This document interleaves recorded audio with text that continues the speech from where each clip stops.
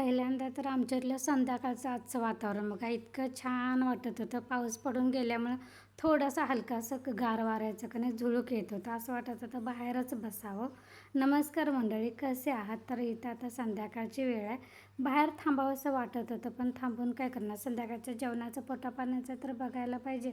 त्यामुळे थोडंसं 5 मिनिट बाहेर थांबले, त्यानंतर किचनमध्ये आले.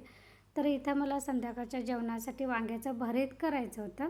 वांग्याला थोडंसं तेल लावून गॅसवरच गरम करायला ठेवलं भाजायला. त्यानंतर विळी धुवायची होती, ती धुवून ठेवली.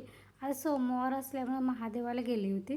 ते दुधाचा आणि पाण्याचा अभिषेक करते, त्या बॉटल माझ्याकडे तशाच होत्या, त्या घासायला ठेवल्या. त्यानंतर इथं मी पांढऱ्या कलरची कसली शेवंतीची नाही म्हणणार, निशिगंधाची फुलं मी घेतली होती.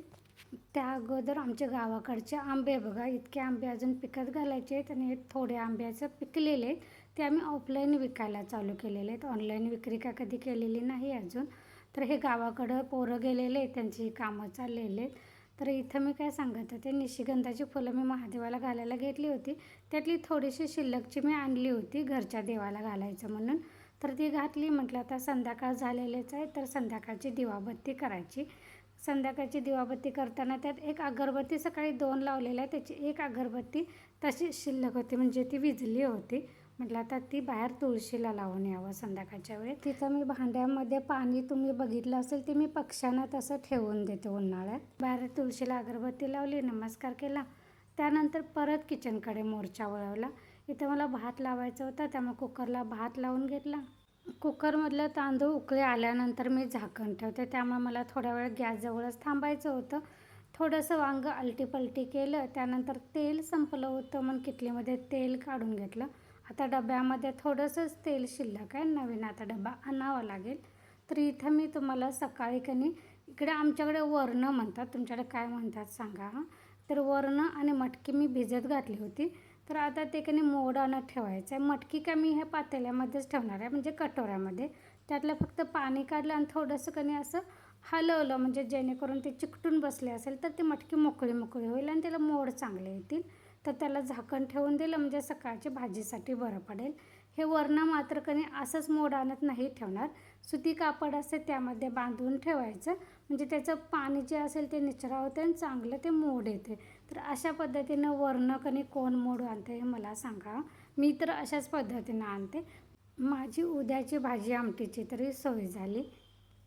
विकतचे मोड आणण्यापेक्षा ना घरी असं मोड आणलेलं ह्याला चव वेगळीच असते, म्हणजे हे चवीला असते ना, वास पण असा उघरट येत नाही. कधी कधी विकतच्या कडधान्यांचा वास येतो. तर हे सगळं आवरतोपर्यंत माझं वांगं पण भाजून होत आलं होतं, कुकर पण होत आलेलं आहे आणि आता संध्याकाळचे 7 वाजलेले आहेत. आणि चला आता लाईट लावूया. शक्यतो माझ्याकडे काय संध्याकाळचं लवकर लाईट लावावी लागत नाही, 7 वाजताच लावायला लागते, कारण उजेड वगैरे असतो. त्यामुळं मला लगेच सांडग्याची आमटी पण फोडणीला टाकायची होती. कसं माहीत आहे, किचनमध्ये काम करताना पटापटा एकच कामं केली जेवण पण लवकर आवरतं. नाहीतर उगीच भात ठेवायचा, मग मोबाईलवर ह्याच्यासंग बोलत बस, त्याच्यासंग बोलत बस. मग आपण जे काम करायला घेतलेलं असतं ना, त्याला वेळ लागतं आणि मग उगीचच बाई गं इतका वेळ गेला, इतका वेळ गेला. त्याच्यापेक्षा जे हातात काम घेतलेलं असते ते पटापटा आवरून घ्यायचं. बाकीचे सगळं जे काही उद्योगधंदा असते ते बाजूला ठेवायचं. कोणाशी बोलणं वगैरे असं नाही. मला असंच एकांतपणे काम करायला आवडतं. एकदा जर मी काम करायला घेतलं की ते कामाकडेच माझा फोकस असतं. तर चला आता पटापटा आमटी सांडग्याची करून घेऊया. इथं माझ्याकडे जुने सांडगे होते, जे आमच्या कोल्हापूरच्या पद्धतीनं आम्ही सांडगे करतो ते, आणि नवीन सांडगे जे मी व्हिडिओ बघून सांडगे बनवले होते ते. तर मला जुने सांडग्याची आमटी बनवायची होती. त्यासाठी इथं आता मी टोमॅटो, जिरं, मोहरी टाकलेले. लसूण आवडत असल्यास टाका, कांदा वगैरे मी शक्यतो टाळलेला आहे. त्यात हिंग टाकायचं, कारण आमच्याकडे सांडग्यामध्ये आम्ही तसंच सगळं म्हणजे असं ते घालून मळून सांडगे केलेले असतात. त्यामुळं आमटीमध्ये जास्त काही घालायला लागत नाही. फक्त एवढंच की आमच्या कोल्हापूरच्या पद्धतीनं केलेले सांडगे शिजायला वेळ लागतात, त्यामुळे आमटी शिजवताना त्याला पाणी जास्त घालावं लागतं, म्हणजे ते आटून कमी होतं. नाही तर मग परत सारखं पाणी घातलं त्या सांडग्याच्या आमटीला चव जाते. त्यामुळे एकदाच जास्त पाणी घालायचं, जेणेकरून ते शिजत राहतं. तर इथं तुरीच्या डाळीमध्ये सांडगे करणार होते. तुमच्याकडे फणसाच्या वगैरे बिया जर असल्या ना, तर हे फणसाचे बिया आणि सांडग्याची आमटी असं पण छान लागतं. तरी पण पाणी भरपूर घातलेलं आहे आमटी फोडणीला टाकली आणि मग लक्षात आले ह्यांनी मला का नाही घरात सोडली आणि बाहेरच्या बाहेर शटर बंद करून कुठे गेलेत काय माहीत. फोन पण लागत नाही. एक काम माझं होतं त्यासाठी सांगायचं होतं. फोन पण लागत नाही, त्यामुळे बाहेर म्हटलं थोडंसं चक्कर मारून यावी. कधी कधी फोन काय तर कस्टमर वगैरे असले ना तर फोन पण उचलत नाहीत, असा माझा नवरा आहे. त्यामुळे बाहेर एक फेरी मारून आली, कुठेच दिसले नाही. सगळं गेट वगैरे सगळं बंद होतं. काय माहीत कुठे गेलेत. थोड्या वेळानंतर मग फोन लागला. मग त्यानंतर मी भाकरी वगैरे केल्या, संध्याकाळची कामं वगैरे सगळी आवरली. ह्यानंतर काय मी शूट केलं नाही, मी इथंच बंद केलं होतं.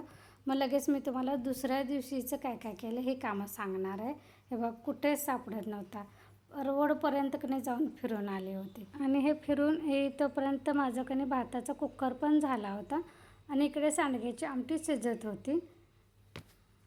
तर ही आता दुसऱ्या दिवशीची सकाळ आहे. माझा आता भात झालेला आहे. सांडग्याची आमटी शिल्लक आहे. आमच्याकडे कसं आमटी जास्त खपत नाही. दूध, साय वगैरे, दही असतं, ताक असतं, त्यामुळे आमटी संपत नाही. त्यामुळे आमटीला उकळी काढून ठेवली होती आणि इथं चपातीला पीठ मळून घेतलेलं आहे. कालचं चपातीचं पीठ थोडंसं शिल्लक होतं, त्या पण मला बनवायच्या होत्या, कारण आज मला नाश्त्याला काही वेगळं बनवायचं नव्हतं.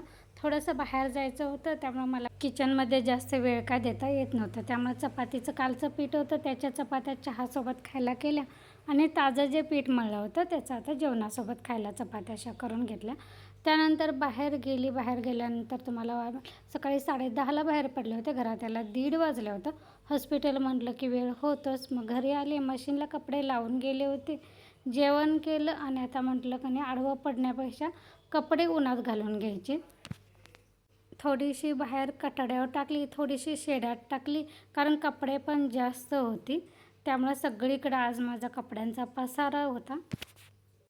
इथं बाहेर माझी तुळस उगवलेली किती अशी झाडासारखी झाली आहे बघा.